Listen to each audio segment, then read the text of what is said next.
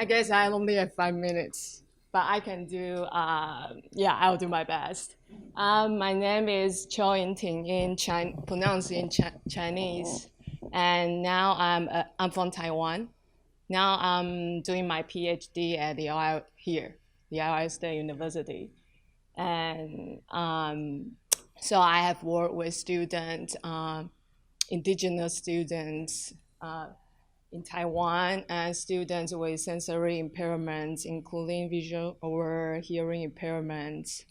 And most of the time, I work not in the school, but in a science camp, in a informal setting. We can say that. So I'm gonna tell you some thing I learned along the way when I not from my college, we don't have time. But the thing is that my major was physics and master's in science education, and I met wonderful students with visual impairment prior my master's program, and it got me into the field of special education. So it's kind of I transitioned from a science person to like here. So I learned something, and I want to share with you maybe two things today.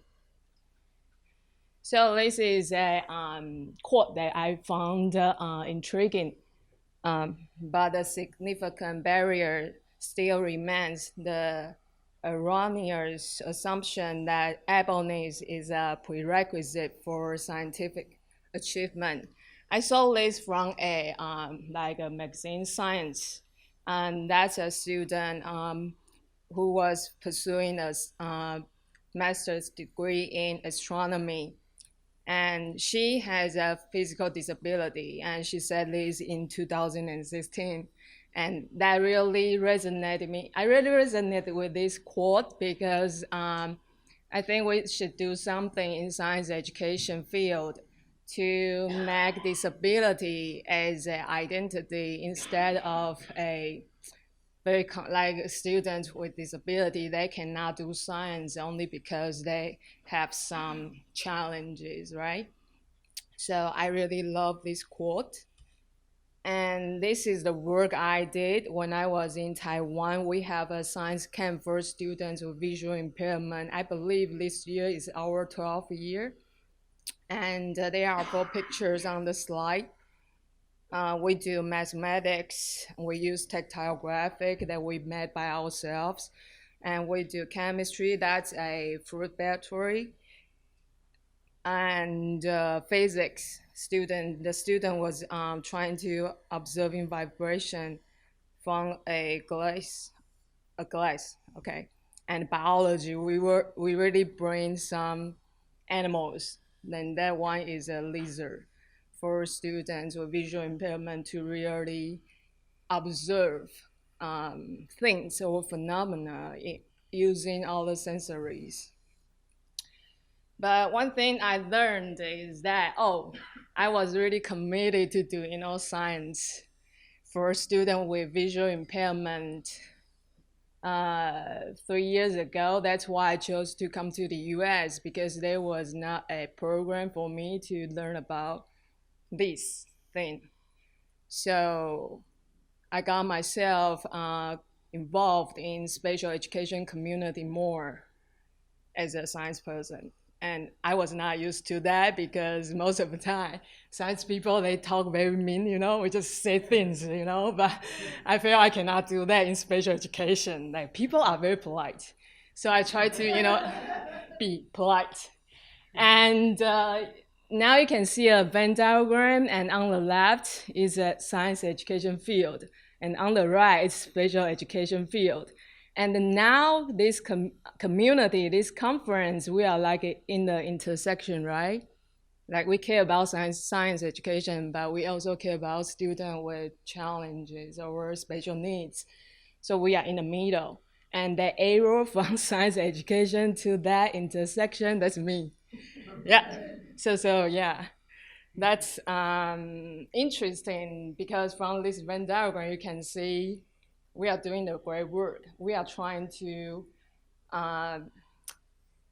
make these two different words. We try to make them closer. This is important.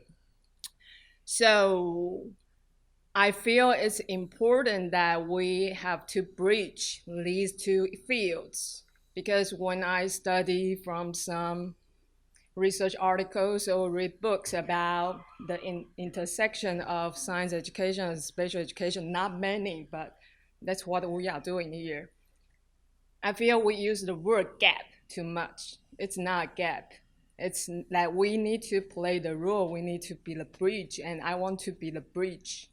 So I focus on the positivity instead of, oh, we don't have that, we don't have this. And we need to get these two words closer. And I read an article the other day. I read a lot of articles.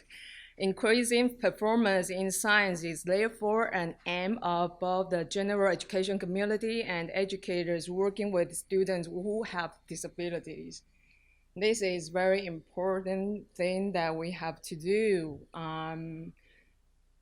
We cannot just provide, okay, all the resources. They are very important, but without changing the narrative in science education, we cannot manage that. So I want to bring up some, not problems, but issues that I observed and I found from recent research. So little formal training is provided for science teachers to learn about teaching science to students with disabilities, even though they are receptive to receiving relevant training. That's the problem that we have in Taiwan. And during the last 3 years that I am in the US, I find this is not a problem, but you cannot ask a science teacher to do all the things, right? But at least they have to know something. For example, what students with visual impairment need in his or her science classroom. Then they will not be terrified, like, whoa, now I have a students who are blind in my classroom. What am I going to do? I cannot do a thing for the student, right? So ideally, we need to provide training for science teachers to know more about students with disabilities. And there is one thing that I think very important. In science education community, we have this promoted identity. I have two, not quotes, but it's from the study. Ideal learner, this concept is constructed by dominant educational discourses, particularly in gendered, racialized, and class ways that normalize male students who are white and from middle class families. This is not trying to blaming like white male students from middle class families, but we have that image. Other than this identity, those like students with disabilities or females or like we say African American, I didn't know about that. There is a many problem about races. When I was in Taiwan, after I came to the US, I found, wow, the way you look really change your opportunity, the way you can receive services, right? So we need to have the awareness that we have this ideal learner concept, then we can, help, not just help, I mean to provide adequate, service to those who in need. And the second one, the cultural construction of smartness has brought consequences related to teacher expectations, student academic identity development, and schooling inequities. This is like one thing like I always say, oh, when I say my major was physics, everybody say, oh, you must be very smart. Yeah, I know I'm smart, but it's not the only thing. I work very hard to get my diploma, right? So bachelor. So it's important that you have to be smart to learn science. That's the way we think. But okay, yeah, there is challenge that you need to have a clear brain. Like you thinking, logical thinking, or let's say critical thinking to do science. But that's the thing that we want to develop. for help our student to develop. And I found one thing is that a student with visible disability, maybe a student in a wheelchair or a student with visual impairment, first when they are seen by some teachers, they feel like, oh, they have a disability, and so we have a presumption that they cannot do science. It's weird. It's not logical, right? So that's what we try to do like here, and I hope we can do more in science education community to like, okay, there is an identity that we appreciate, promoting identity, smartness, but for educational and social justice, it's not the way that we can, decide if a student deserve a education or not, especially science education. So this brings to me that I really like this mantra, science for all, but sometimes I challenge people, what's your definition of science for all? And they say, okay, a lot of things about race, gender, female, I agree. But when I say, how about student disabilities? And most of the time, people become quiet. That's maybe special education, not science education, right? And then I was like, not exactly, because we say science for all, it's for all, right? So I like to push boundary and make people a little bit uncomfortable. Sometimes I feel sorry about that, but that's the way that we can challenge our presumptions to make a change. So as I've participated in science education community, both back in my country and in the US, maybe in some other countries, I feel that we don't talk much about disability in science education communities. And researchers, educators, science researchers, educators, they don't know much about disability, and we don't do much research in this aspect. And I think that's the thing that we need to make a change. So I proposed two things that we need to think more about. We must reinforce a culture of collaboration between the two fields. The first one, we have to re-examine professional development content for science teachers. And we need to get them to know more about students with disabilities.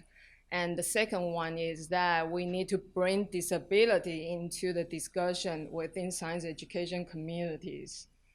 To talk about disability, if we talk about one thing more and more, people get used to it, and you feel like it's just a thing. It's not something scary. We can make it as an identity sometime in the future.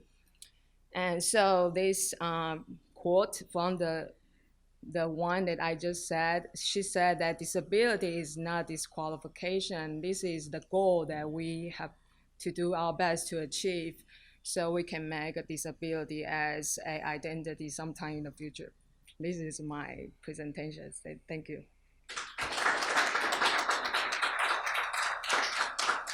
I'm sorry I used a lot of time. If you have questions, you can email me, chiuyingting@gmail.com. Thank you.